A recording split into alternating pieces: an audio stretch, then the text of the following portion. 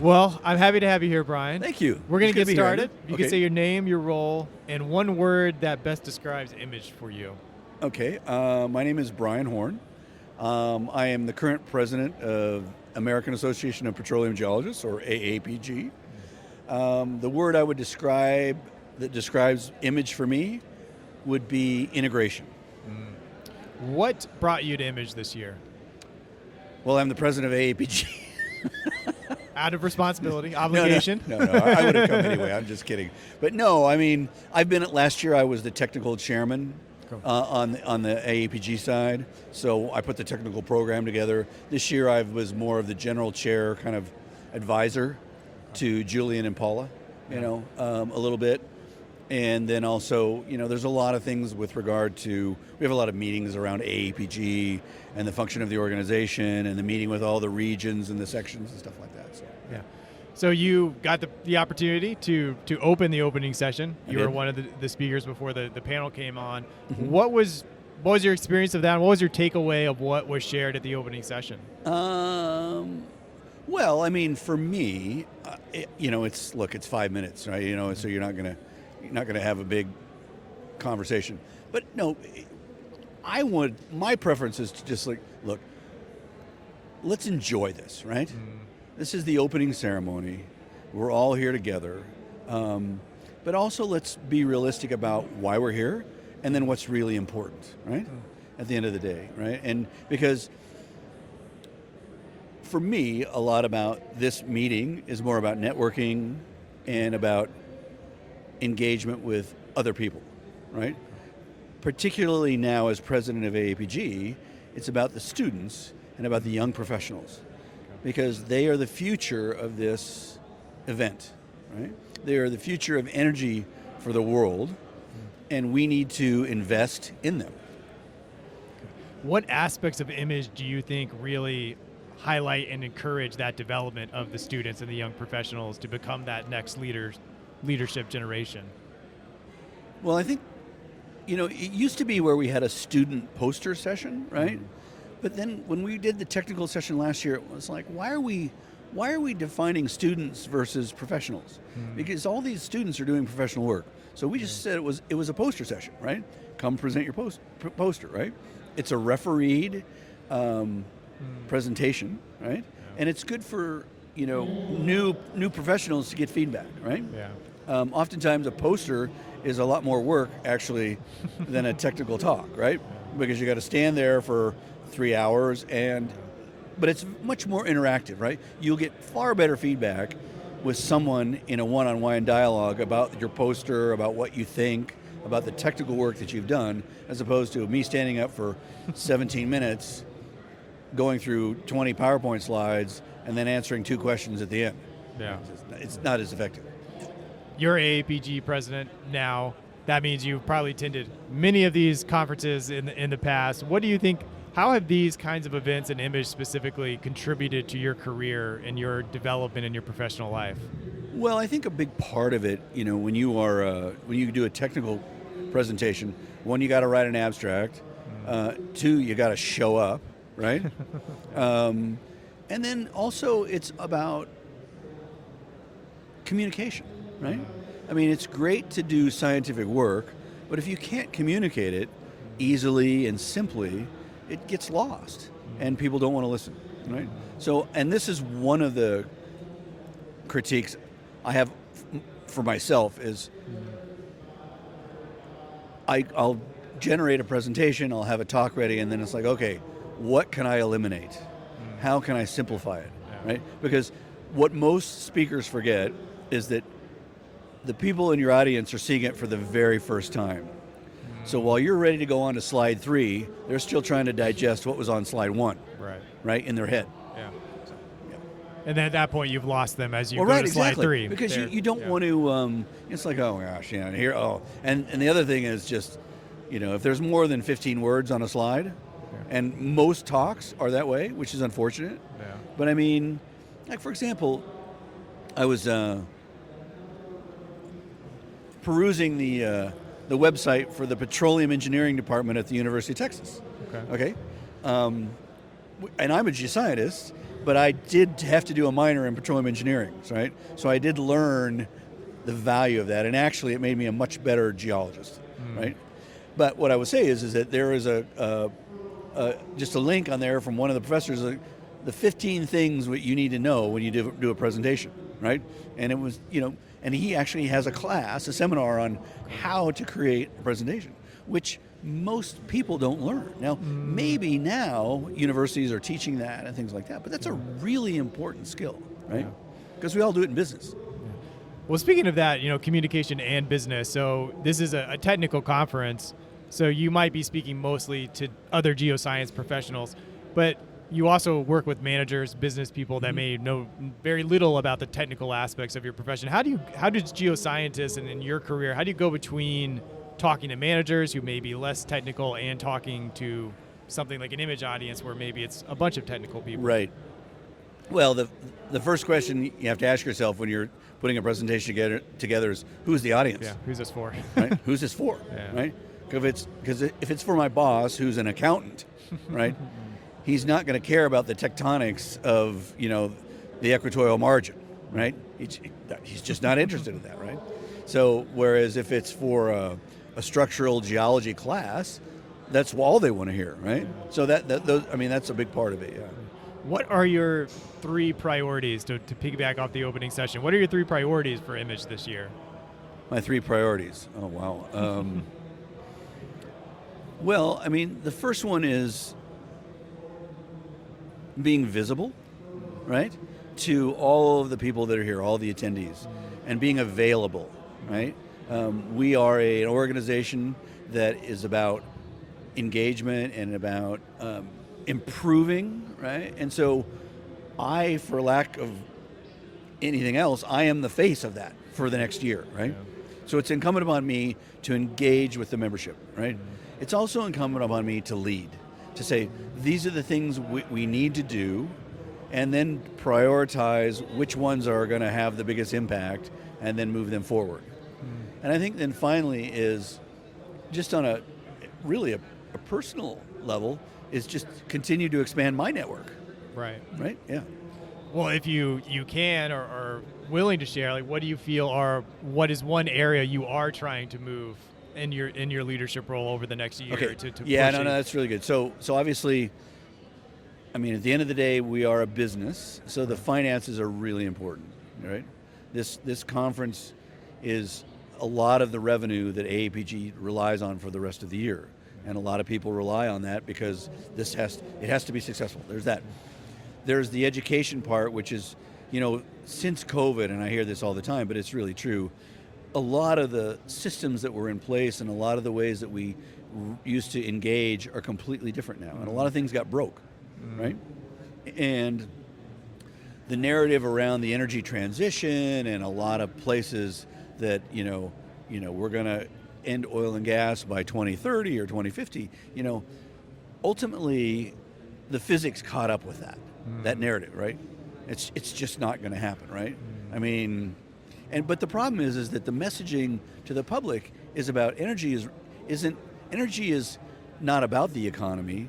Energy is the economy, right? Without energy, we don't have an economy, right? And so as a result, these are the things we need to do as geoscientists to say, look, this is the value we bring to society, right?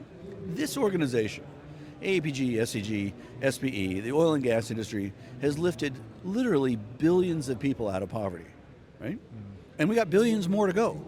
And you might listen to some of the stuff that the Switch Energy Alliance guys put on, and they're talking about energy poverty. And you can't have a flourishing economy, you can't have a flourishing middle class unless energy is cheap and available. What is the missing piece there? Because that's the missing piece I was thinking when we were talking about communication. There's that element, communicating to the public.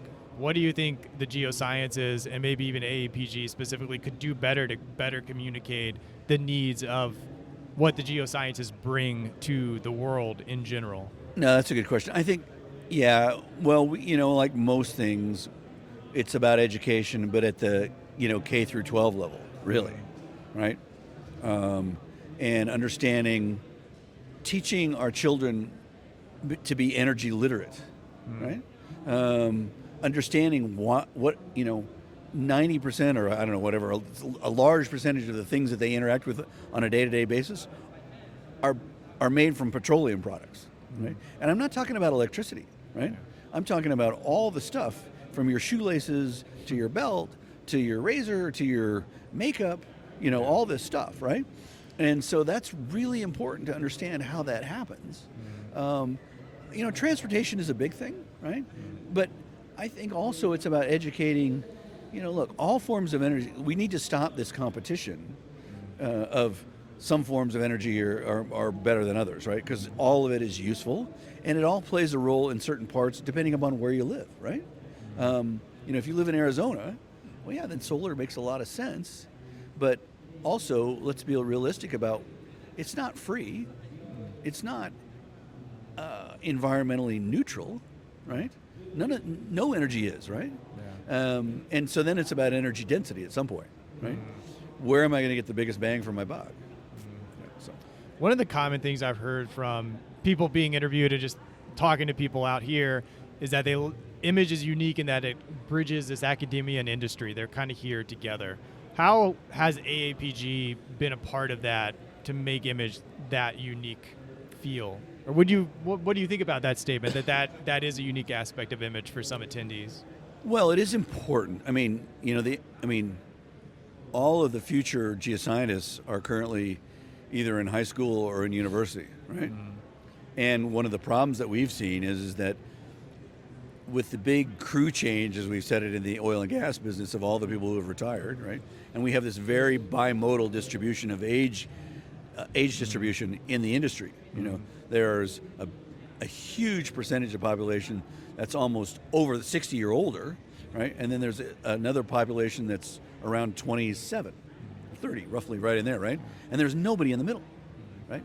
And then what's coming behind that, a lot of universities are shuttering geoscience programs, right?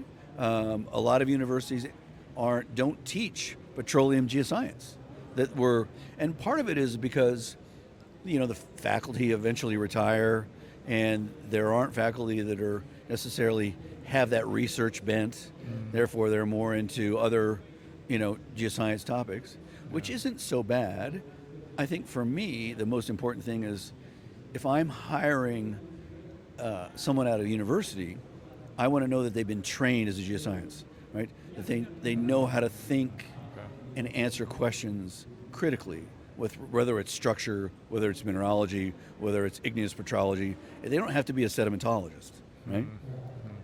Do you think there's an opportunity? One of the things in the opening session that kind of struck me was that, some of these people are not coming from a geoscience background per se. One was a lawyer, kind of got involved. Do you think for that middle professional life, 30s, 40s, do you think there is an opportunity for people who aren't in the geoscience industry now to maybe transition into in some new roles and kind of provide that experience, at least in professional life, and then provide, get in the oil and gas industry that way? There are many opportunities to be involved in the oil and gas business. My son is in university he's doing finance, right?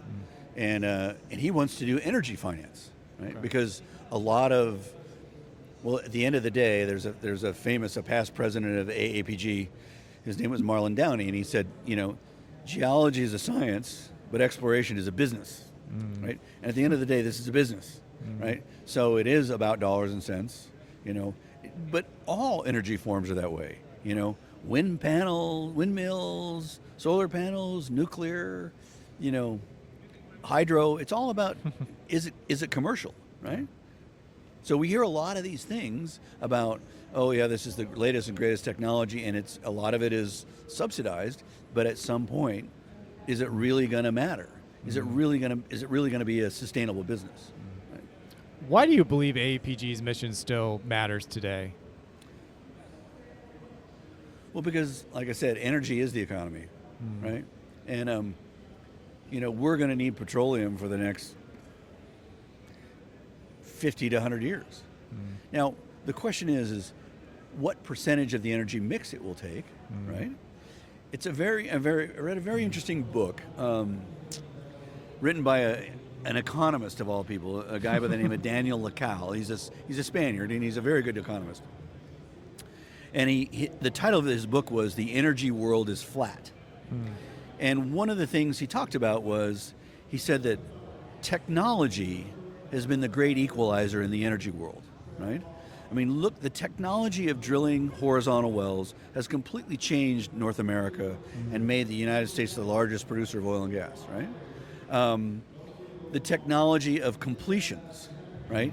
The technology of ocean bottom nodes in the offshore, and the images that we see now are, I mean, I can't even describe the word that makes it so much better, right? It's, you know, and so that's a big part of it. And so his comment was, and the thesis of his book was, you know, the last barrel of oil that's produced in the world will not be worth millions of dollars.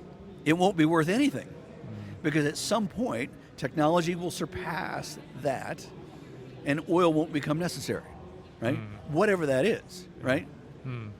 That will probably be beyond our lifetimes, but I don't know. Maybe, who knows? Yeah, technology is obviously evolving pretty fast. It is. What does it mean to you to serve as AAPG president? Well, it's a great opportunity to give back to the organization that, you know, when I started as a undergraduate, you know, I had no idea what I was getting into, right? But yet all of these people took the time to, you know, invest in me, right? And now I'm at that point in my life where, all right, I need to start investing in other people. And so one way to do that was just invest in the organization. And it's a great leadership role. It's a great opportunity to like I said, broaden my network. Yeah. You know, there's hundreds of people that I haven't met, right? Then it's also a platform to, you know, try to be more factually complete about the things that we talk about when it comes to energy. If you summed up your image experience in 3 words, what would it be? My feet hurt. No, I'm kidding. That's a new one. I like that. Yeah. No, I think a lot of people are nodding their head. Yes, yes, yes. No, I mean, geoscience is great, right? I mean, for me, right? This is what I love to do. It found me. I didn't find geoscience, and you know, I've never worked a day in my life, honestly. I can honestly say there really has never been a day where I didn't want to go to work, and it's because there's always something to learn. There are always people that are way smarter than me, right? And in particular, you know, yesterday in the opening address, I was commenting about to the younger professionals to find somebody who's, you know, mature. That means old, right? But has a lot of experience, and ask them about. But one of the things I realized, what I forgot to say, was to all of the mature and experienced geoscientists, find a young person and have them teach you about AI or how to do a chat GPT prompt. Right. I mean, yeah.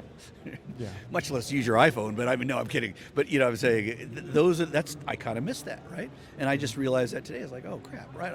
I should have said that, because our membership needs to see that, and I think we all know that.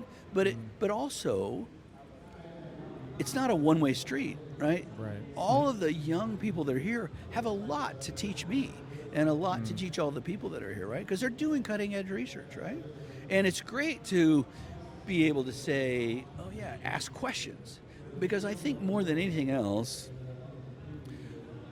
we all want feedback, right? We all want people to say, well, this is what I think. Have you thought about this, right? Have you thought about maybe there's another way to look at this problem? Perfect example. There's a book I read. It's called Range, right? Yeah. And it's, you know, why specialists are, you know, in the world and generalists. And he talks about how, you know, from a very young age, Tiger Woods was going to be a golfer, right? And Roger Federer didn't pick up a tennis racket until he was a teenager, right? But they were both the best in their field. But he talks about how Roger Federer represented a generalist, someone who had a broad background of things, but then was able to solve problems. And he used multiple examples about industry where they have all these subject matter experts that couldn't solve problems, and so they outsourced it, and literally within weeks, they had solutions from people who were in completely different industries, right? Because they just had a different take on it. Yeah. And so that's what image is about here too, right? And I'm trying to get people to sit down together, and we tend to get, if we only talk to the people that know our expertise, we're never going to learn anything, right? Yeah. We need to talk to people who work in many different areas and what they do, because I've been amazed at jobs I've had that weren't in the oil and gas business. I work for a mechanical engineering firm, and I look back on it now, and I know I didn't like it then, but I look back on it now and think, wow, that was a really valuable experience. Well, image is a good place to put that in action, get across a wide disciplinary of people here at this conference. Any final words you'd like to say before you head out? No, I mean, thank you for giving me the opportunity to have this conversation. And if you aren't an image and you hear this, we're going to be here next year, and I would encourage as many people as possible to come and enjoy it. Absolutely. Well, thank you very much. Thanks very much, Andrew. Appreciate it.